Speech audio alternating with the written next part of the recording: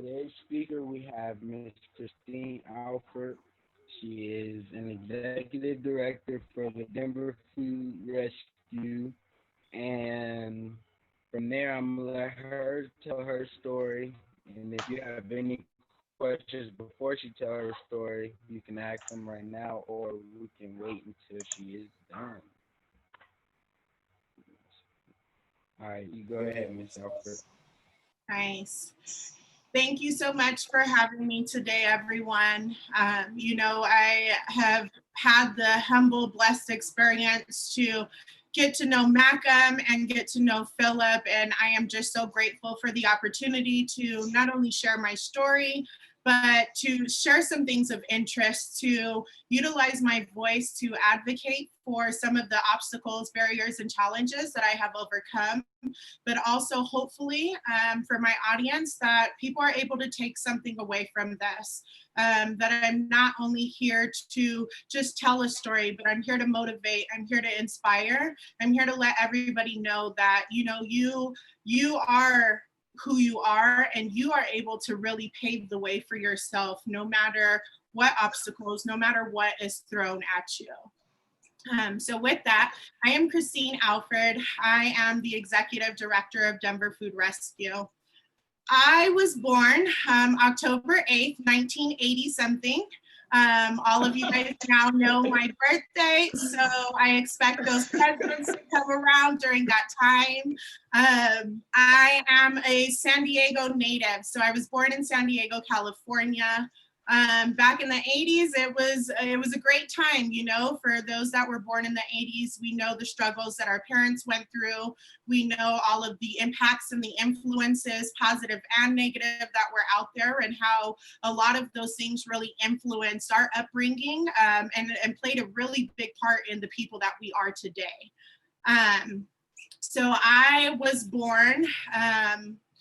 born premature at 7.5 months old, or 7.5 months early. I was born with my esophagus not fully developed. You said 7.5 months early? Yeah, so I was born at 7.5 months. Oh, okay. So I was about 2.5 months, almost 3 months early. To much surprise, I was born to somebody who battled with addiction throughout the entire pregnancy. So I was not fortunate enough to be born in a hospital. I was born on the bathroom floor of the residence where my biological mother lived. At that time, my esophagus wasn't fully developed, so there was a lot of things that the doctors and my caretakers had to do to make sure that I was able to become the woman that I am standing here today. And was this because of the drug use? It was because of addiction, that I was born early and that my esophagus was not fully developed. So with that, I was not taken home by my biological mother. I was raised by my maternal aunt and her husband. She also adopted my little brother, who as well was born under the same circumstances, a little bit healthier though. So the first couple years of my life it was a real battle. It was a battle for me to hold nutrients down. My crib had to be inclined just so that I can keep food down. And for the first 5 months of my life, I had a feeding tube so that I could gain the strength and the nutrients that I needed to be here. At that moment, doctors didn't expect me to live past my first birthday. But obviously, doctors are wrong, right? Because it's up to who? The man upstairs, and he had a different plan for me. So I was raised, like I said, by my maternal aunt. That is my mom, who may she rest in heaven. But she was a strong woman, and she had 2 daughters of her own biologically, and couldn't have any more. So my sisters are a lot much older than me. So I came to my mom at a time where she really needed another motivation, somebody there by her side, and I was just fortunate and blessed to have somebody in my life that wanted to do that. My life, I would say as a child, you know, growing up in San Diego, we were around water all the time. So there's lots of beach activity going on. We didn't get snow. So instead of riding down, you know, on your skis and riding down the slopes on your little pads and stuff, we used to ride down those dirt canyons. We'd get a cardboard box and we'd ride down the dirt canyon, and that was our fun, you know, riding up and down hills on bikes. I had for the beginning part of my childhood, it was very normal, right? And I think at that age, before so y'all got no snow? No snow in San Diego. No. And you said that childhood was normal? That was normal for us. No snow. I'm not from Denver, so I could live without snow. I don't know if I could do that now. So you never got to make like snow angels as a kid? Snowball fights? No. Wow, not at all. I think my first experience with snow was 6th grade, and out there in the school districts, they do this thing called 6th grade camp. So I went to Camp Calamar, and there was snow up there. Not snow like you get out here in Denver, but there definitely was snow out there. So I did have a little bit of an experience, but not like I have had now in my later adult years. So, you know, like I was saying, yeah, I had a normal childhood, and I think anybody remembers a normal childhood, right? Up until that moment where you can really think about the dysfunction and think about the negative impacts from older people around you and them not really being the positive people that they should be. So I did karate. I was in sports. I was a baseball player. I was the only girl on an all-male baseball traveling team. I was involved in a lot of things. My mom made sure that we were very well-rounded and that we had all of those experiences, right? She said you had to know where you came from in order to know where you were going. So she made sure that she exposed us to all of those things. But on the other hand, there were some things that I got exposed to at a really early age that I wish I would have stayed naive to. So when I think about, you know, 3rd grade, I think that's when I had my first experience with the law. I was coming home. I remember it like it was yesterday. It was my last day of 3rd grade, and I was walking home, and I was so grateful because my mom was like, this is the first day you get to walk home. And, you know, I had my little check yes or no boyfriend.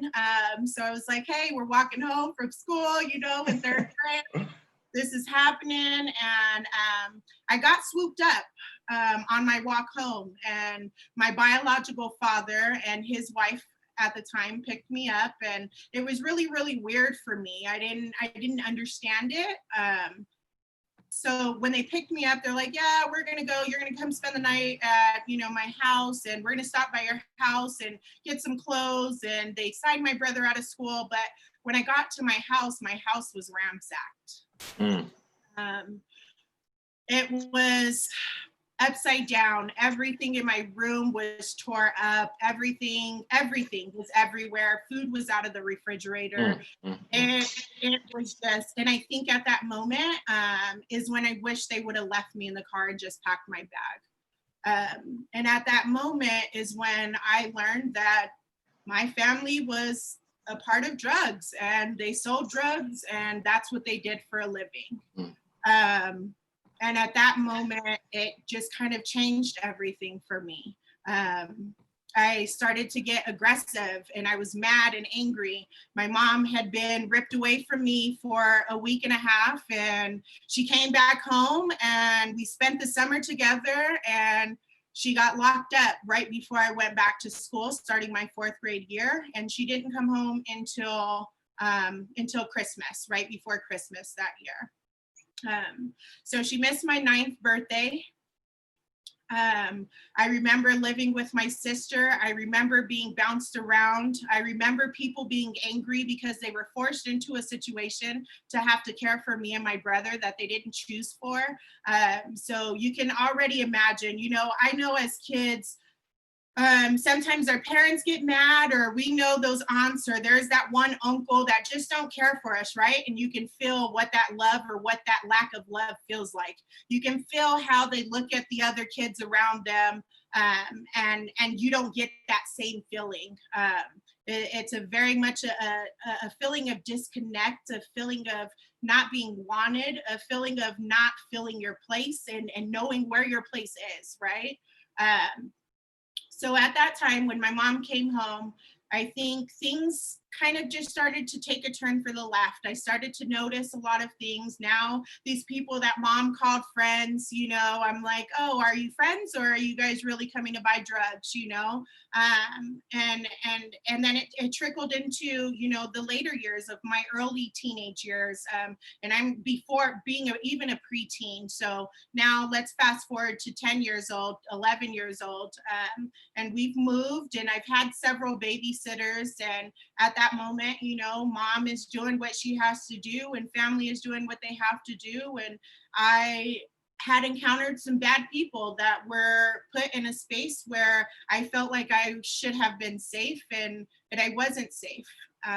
And people misused me and did inappropriate things to me. And you know, at that moment, I didn't know that I had a voice. I didn't know how to speak. I didn't know who was around me that I could really talk about what was happening, you know, and so I didn't. And I didn't, and it came out in different ways. So when I know I have 4 boys, and I see a lot of men on here and a lot of youth of color, and I know when my boys get sad, they don't cry, you know, and I didn't cry. I got mad, and I used to fight, and it would come out in anger, and don't look at me crazy, or it's going down on the bus when we come home from school, you know. Teachers, I don't tell me that I'm wrong, because I know I'm wrong. And even if I wasn't wrong, I'm still right, because I could have been right. And it's that authority. And it's like, you don't know what I'm going through, and how do you expect me to stay in a child's place when I've already endured things that adults, most adults haven't endured, right? And a lot of different scenarios that, again, children shouldn't be exposed to. You know, I shouldn't know that the cops came and raided my house, and just, you know, everything was just everywhere. I shouldn't have known that my mom was selling drugs, and she had to go do a bid for a moment and was away from me. You know, there was all these things that a child should stay naive to, that I was exposed to at a very early age, which in turn started me to react in very different ways at a very early age. You know, I started smoking weed really early, to deal with it. I started making friends with people that did not have my best interests, because they knew I was that writer. They knew I was that go-getter, and that girl that they could call when things needed to be handled. You know, and so at that time, I'm starting middle school, and I thought I found the love of my life, like all girls do when they're going through things and they're feeling the loss, you know, and I ended up getting pregnant at 14, which is a very true story for a lot of women and a lot of youth that I'm around, and it's the fill of that void. Can I interrupt you real quick? Yes. I think you got a question from Dede about your you growing up. I meant to interrupt you earlier, but I was so interested in your story. I'm sorry. Okay. Can you repeat that question? Yeah, I got a question.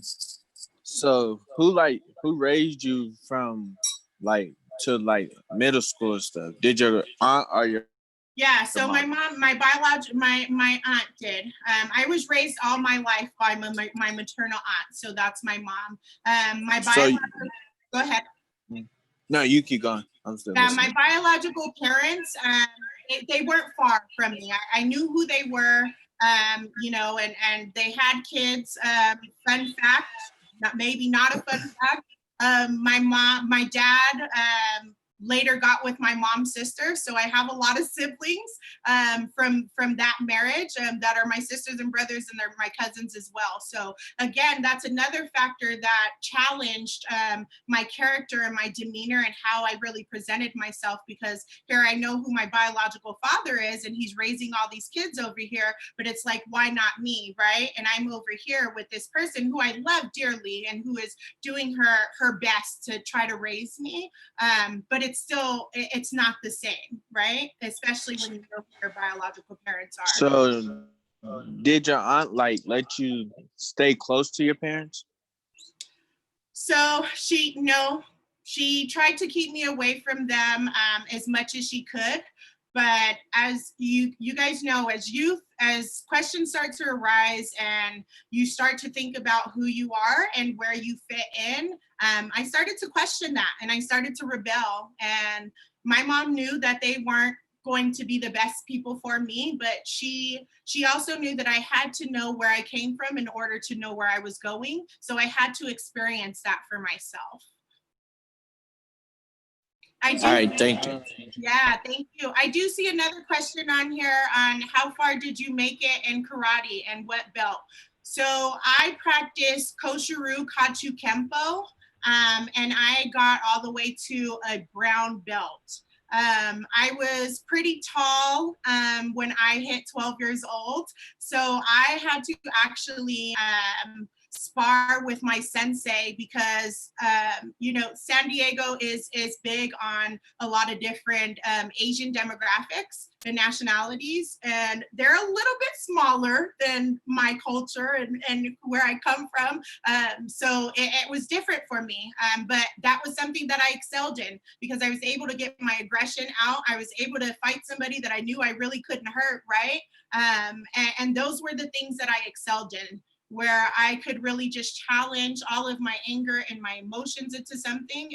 And that's kind of how I am today as well, is really just channel all of my energy and my emotions into what I can see and what I can make change and where I can impact. Okay, Any other I have a questions? question. Okay. So where was I? At 14. So yes, You 14 was a very different experience for me. At that moment, it again was, I think, the start of who I am today. I had to grow up. My mom, she said, "You want to get pregnant? I'm not dealing with this." So she kicked me out of the house. And at 14, I placed myself into foster care. I did not end up having a child at 14, and that is a blessing in disguise. And again, that was a journey that in a path that was placed in front of me, and only he knows what was to come out of that. But I can sit here and say, thank you, Jesus. But when I placed myself in foster care and I thought about my life previously and all of these negative people in my life, and I was now surrounded by a lot of different children and youth that had gone through so much traumatic experience. And I think at that moment is when I really, really realized that I have a gift, because all of my life, I had been saying no, I had been rebelling, I had been questioning. I was able to vocalize things in a way. People. I always used to say that I wasn't bad. I was misunderstood. And I think that's the true case for a lot of youth. Is it's not that you're bad or you have ill will or ill intention. It's just that you're misunderstood and you don't know how to disagree appropriately, because I didn't. And that was one of the words that I got told in foster care a lot, is like, Christine, you have so much good stuff to say, you just don't know how to say it. And if you want to disagree, you need to disagree appropriately. Don't sit here and try to cuss people out and raise your voice and think that you're going to get somewhere, right? But that's kind of what I had to do in order for people to see me, in order for me to be heard. But at that moment, as I'm looking around and I am hearing different stories and I am truly building authentic relationships with other people from all different backgrounds, I seen people going through things even within the foster care system that was unjust. I seen them being mistreated. I seen them not being treated fairly. I seen their needs not being met. And a lot of them didn't have this muscle that we call a voice. And everybody has this muscle, and everybody has muscles in their body, right? And you have to work and you have to tone and you have to do all of these things to exercise that muscle and make sure that it's strong and that it can do what it's supposed to do. And that's the same thing with a voice. So all of my struggles and my challenges, you know, I had to build up all of this strength inside me, all of this wisdom, all of this knowledge, and just everything around me to be able to articulate, to be able to get my point across, to be able to advocate. And that's when I started doing it, as in foster care. And so this one particular time, and I think this is the start of it, is, you know, I had a friend who was young and she ended up having a baby in foster care, and they separated her from her child. And for no other reason than they didn't feel like a teenage mother could care for a child the way that an adult could. So they took this baby and put it in 2 cottages down from us, which was called the baby cottage. And we were in the girls unit, in the teen girls unit. And she could see staff just in a stroller. And this isn't something that she was able to do until she was able to go to court. So at that moment, I had a CASA. And a CASA is a court-appointed special advocate. And she told me she was just my person. It was my person that I needed to really be by my side, that I knew wasn't going to judge me. I can cuss and scream and yell and cry, and I wasn't going to get in trouble and be reported for it. She was literally there to listen to me, and everything that I said I needed and wanted, and everything that I utilized my voice muscle to advocate for, she was there and she got it done. And in that moment, I knew I had somebody. So I knew that this other person needed somebody to advocate for her and to advocate for her child. And that's what we started doing. So I can't remember what year it was, but we started the Real Word panel out of San Diego, and it is still going on through Voices for Children. And the Real Word panel was a place where youth could talk about their experiences, where they could advocate for themselves and other people, to people that actually made decisions and people that mattered, not the staff that were getting hourly pay and really didn't care and got to go home, right? Because you have to make sure that you're talking to those people that are stakeholders in order to make systematic change. And it's unfortunate that not a lot of people with lived experience have those seats at the table to make that systematic change. So during that time, we started the Real Word panel, and we got it to where that baby cottage turned into a mother and child cottage. So they expanded it, and they made sure that the moms were able to sit right there with their children. If there was something wrong with a court case or something, that they still had access to be able to do those walks, to do feedings, to do all of the things that you should have as a right of a mother, if you have capacity and you're appointed that. So that was just one of the things that I really started to advocate for at that time. And with that, I was able to go to Congress. So I went to Washington, D.C. with 5 other panel members, and we spoke about foster care. We spoke about how I was in foster care for 4 years. I went to 8 different schools. I moved to 15 different places, and my transcripts didn't transfer, so nobody knew what grade I was in when I was a senior. We talked about how the nutritional content value and the food that they thought they were providing wasn't nutritious at all. They enhanced the food to make sure that you got full. They fed you a lot of starch and a lot of carbs. They did not meet the dietary needs of those that were coming in from other countries and didn't have a choice, right? So if I had a friend that was from Islam and did not eat pork, they didn't have a substitute or alternative. It is what it is. You just don't eat meat that day. So my journey with inclusiveness and advocacy and utilizing my voice started really, really young. And with that, then I turned into an adult, right? I emancipated from foster care at 18. I see your hand. Tank, do you have a question? Yeah, my question was gonna be, what during foster care, what motivated you to continue to go to school and continue to be or to work towards success, like to make it out of foster care and to To be become honest, somebody that yeah. isn't perceived as If I could be honest, it's because I wanted to tell people you're a liar. I wanted to shut people up. As long as I was doing what I had to do and meeting my expectations, whether I was in a group home or in school or whatever the case was, nobody can tell me crap.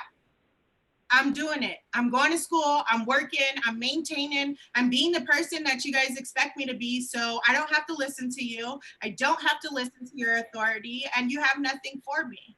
And that's what motivated me to prove people wrong and to keep people out of my face. Okay, and then my other question is gonna be, you grew up like around a lot of boys, right? Like, because you said you played baseball with a male team. Like, were you around a lot of boys when you were growing up? And did that like steer your anger in a way to where like how boys are? Because like you said, your sons when they get mad or sad, they don't cry. They just go on about the day with the anger built up. When you were growing up with boys, did that play a part on you, like to hold your anger in and your feelings in, or was it something different? Mm-hmm. Yeah, it definitely did. I think if I would have cried, I would have been able to go through a healing process. There's something about crying, right? Whether you're happy, you're mad, you're sad, it's like after it feels like you're done, right? After you cry. And I didn't have that outlet. So you're very right. Like being around boys, I didn't want to cry. I couldn't be the only girl hanging around all of these set dudes, and I'm over here crying over something. That's not okay.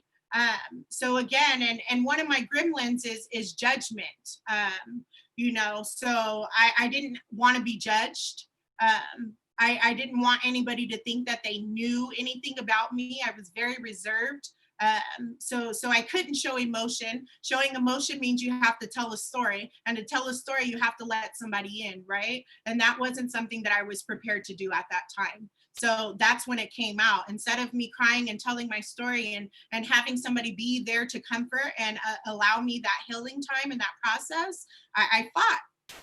I fought and I smoked and I drove around in whips at the age of 12 that I shouldn't have been doing, all of those things. So yes, it definitely did. And girls didn't like me because I wanted to fight them all. Yes, Philip. So did you ever join any gangs? I didn't join any gangs, but I definitely I hung out with them. So why didn't you join? One, because I wasn't a girly girl. And back in that time, to join a gang, you had to be the girly girl. You had to be the side chick. They didn't want somebody that was out there fighting. They wanted somebody that was going to be sitting right next to them and doing all the scandalous and dirty work that girls have no business doing. So I think that's one of the reasons. And if I may say, another the reason is I didn't want to be jumped. I'll fight one-on-one all day during that time, but to have, no. And again, that's another blessing. So there was a lot of things that kind of I already had within my demeanor and my personality that I knew I was better, and I knew that wasn't the road that I wanted to go down. But at that moment, that's what was in front of me, and that was my support system. So I always had smarts, right? I always had intelligence. I always knew what was right from wrong and that I was doing wrong things.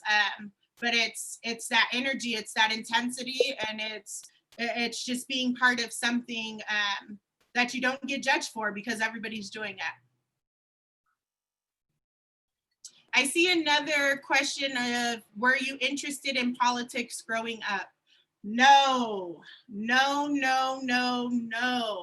I was only interested in my day-to-day life, day-to-day people. I didn't take consideration to build relationships. I moved around too much, so I didn't care. I didn't think that politics and people that had capacity at a larger level really impacted and influenced my life at that time. So no, I didn't. Can I ask 2 questions really fast? Sure. Okay, sorry. So my first question is, how long were you in foster care? I was in foster care for 4 years. So I went in when I was 14 and I emancipated when I was 18. Okay. And then my second question is, like you were saying how with like mothers, they were separated from their children and everything. So how long did it take before they made the mother and daughter or mother and child unit? Mm-hmm. I want to say it took less than a year. I think it was something that was already in the works, but again, people weren't utilizing their voice to really advocate for it. So when we started to raise hell, then they started to notice and they started to move a lot faster. Okay, thank you. Thank you. What are you doing now in terms, or are you still doing anything for the youth in foster care for the voiceless? Yeah. So Voices for Children, I try to get out there once a year to just share my experiences with the youth panel that are on now, and kind of give back that love. And with foster care in particular, I don't. But I did just finalize adoption last October of my nephew that was in foster care for 3.5 years that I lost contact with. So that's my contribution to foster care. Yeah. So if I start talking about my adulthood and after emancipating from foster care and trying different states out and different relationships, I landed in Denver. I landed in Denver in 2005. I met my husband at that time. And I'm glad that you caught that, Cami. No, I did not graduate high school. And that's not something that I'm proud of. So that's not something that I talk about a lot. But no, I did not graduate high school. Sorry, I didn't mean to bring that up. That was definitely a personal question. I should have put that in there. But I did see you that passed it, so I just wanted to see. Yeah. Thank you. Yeah, no worries. And that is it's a vulnerable space for me, especially when I'm speaking to youth, especially being a mother of 4 mixed race males in this day and age. So that's not something that I tell my kids, like, no, mom didn't graduate from high school. Yes, I did do some college. I did not get my GED, still do not have one. But please do follow your pursuit in education. Please do graduate from high school or get your GED. And I say that not because it is a representation of you or the knowledge you have, but it makes things easier. And that is the unfortunate, unjust, systematic truth. It makes it easier when you have a degree. It makes it easier when you graduate from college. It makes it easier when you have a GED or when you get your high school diploma. So if there is a will, there is a way, and please stay in school and get that done. Can I chime in too, please? Because I had absolutely no idea. Do y'all know that she is the executive director of the Denver Food Rescue? And I mean, she put it out there already that it was not hard.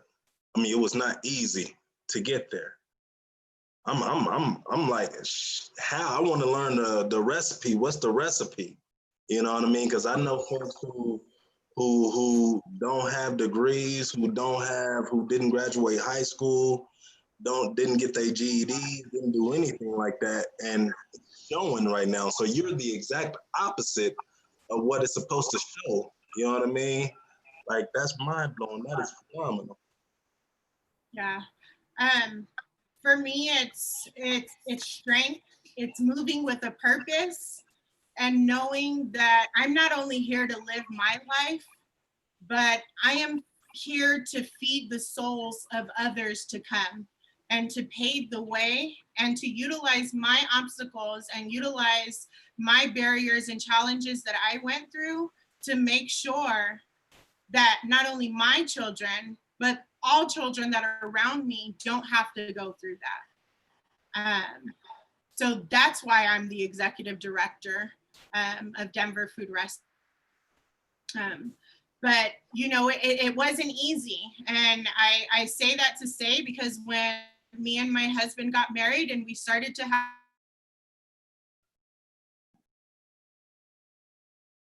a 5-year-old, when even as a 2-parent household, when I started to have my son, when I had my first son, you know, it wasn't easy. And I had to settle for those McDonald's jobs, and I had to settle for working retail, and I had to settle. And I didn't know that I had a worth. I really, really didn't. I started to really take pride in my family and take pride in my son and know that I wanted more for him is when I really started to engage and think about the different opportunities and avenues that were still available to me. And it was through my children that happened. So one day, out of the blue, I was picking my son up from his after-school program, Heart and Hand, and I encountered this no-cost grocery program. That day, I think I was cooking spaghetti or something, and of course, like all families living in subsidized housing, getting EBT and getting that TANF money, you know, I had your basic spaghetti sauce, I had my meat, and I had my noodles. I didn't have no garlic, I didn't have no onions, I didn't have no bell peppers, I didn't have no whole tomatoes, I didn't have no basil or oregano, I didn't have any of that, right? But I knew about that because my mom cooked. She was a really, really good cook. And I remember always being hungry when I was growing up, me and my little brother, and she'd always say, go get some fruit off the table, you know, go get you some vegetables and ranch out the fridge. And when I realized that there was this no-cost grocery program there, and it had fruits and vegetables, and I had this person that had just finished, you know, doing homework with my kid for hours, saying, take you some fruits and vegetables home. And I'm like, okay, how much is it? They're like, no, it's free, you know, grab this bag. And I'm like, well, damn, I'm getting ready to make some spaghetti, so I'll definitely grab some onions, and I grabbed some carrots and bell peppers that day, and I brought them home, and my husband's like, where'd you get this? And I'm like, oh, they have a no-cost grocery program at, it was at Gilpin Elementary, when it was Gilpin Elementary. And at that moment, I really realized, I said, wow, I don't think I'm doing my kids any due diligence by not having nutritional content and having fruits and vegetables in my house. And how awesome would it be if I had apples and oranges on the table so that I didn't have to cook a meal or whip out a Hot Pocket or a Totino's pizza for them, right? So I wanted to learn more. First off, I wanted to be able to continue to get free produce. So I came back every week, and then that gremlin started to show up on me. Hi, Amy, I know you're here. Thank you so much for being here. My gremlin started to show up, my gremlin of judgment. People are judging me. Here I am, this pretty girl, my kid stays fly, and everybody knows I have a husband, so why am I getting this food off of this table, right?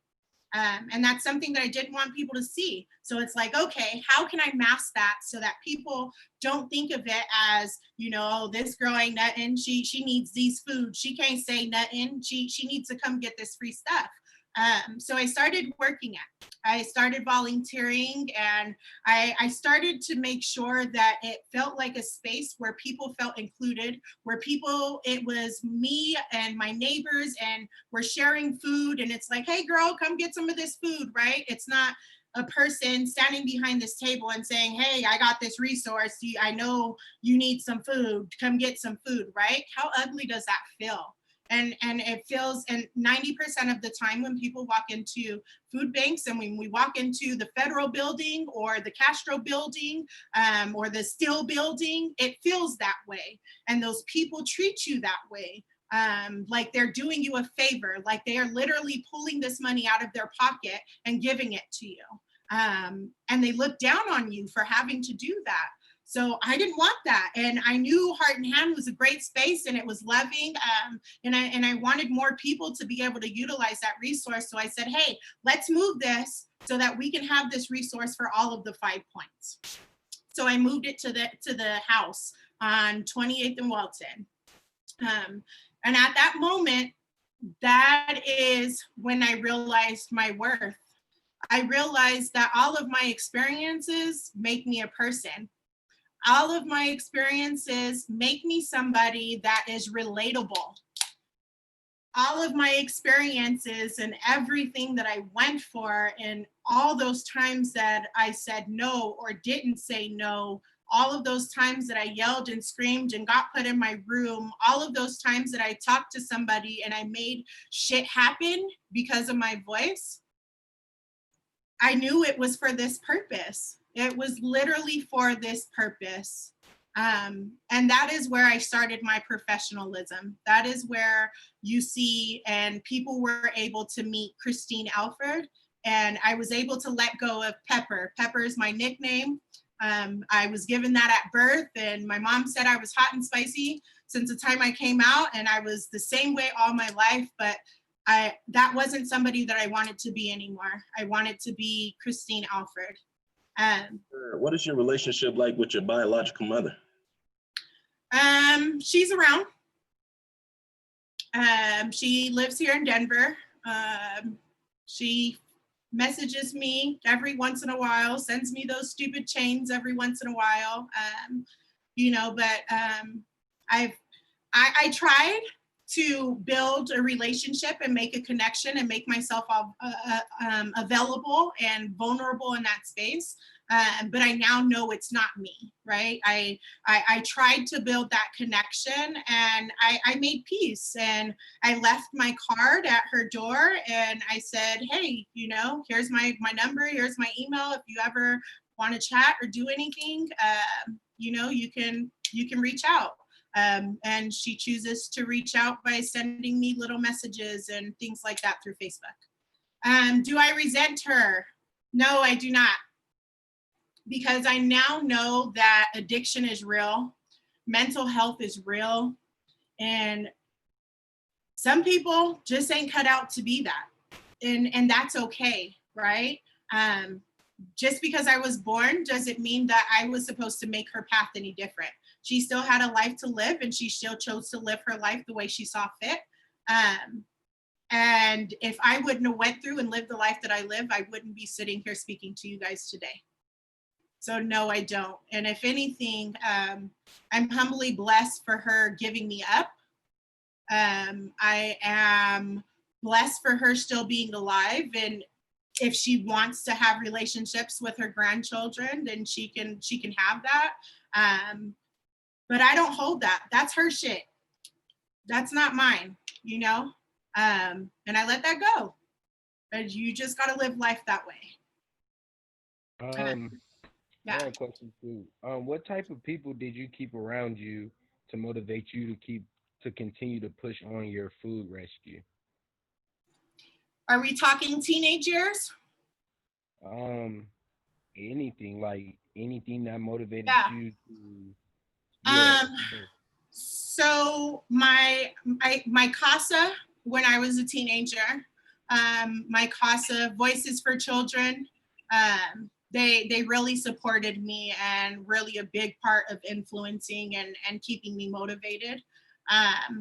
Now in my adult years, my community and my family. I know that I have to do better to provide for my kids, to show them a different way and show them that they are not a product of the East Side, but they are, you know, Black males that will grow up and see their name in shining lights and that they're destined for greatness and nobody can tell them different. You know, and I know that there are neighbors of mine that are going through challenges and barriers that I went through. I know that community still doesn't have the access that they need to healthy food. And I know that my experience and myself not coming from privilege and capacity, but coming from lived experience, I can really advocate for that in an authentic way. And pave the way for others to be able to tell their story as well to make change. Because it doesn't just, it starts right here. It starts with yourself, it starts deep within. And if you can't start with yourself and really recognize and acknowledge how you're feeling and the power within yourself, then you can't create that change, because you want to make sure that you show up. And you can't show up at your best and at 100% if you're still showing up in ways from resentment and ways from anger and guilt, right? You have to show up knowing that I went through some bad shit. It happened. I have good people around me. There are good people. And I'm going to get it. And that's the way that you have to show up. And when you show up that way, people respond that way. Just like I know you guys could notice if Mr. Phil comes in the room and he's pissed off, it's like everybody's aura changes, right? Because of the magnitude and the weight that he carries within his demeanor, his characteristic, and his personality. And that's the same for everybody. Everybody carries that power and that magnitude within them. But you have to show up in a way that is positive, in a way that's going to motivate and inspire others to get on board and support you and support themselves with that change.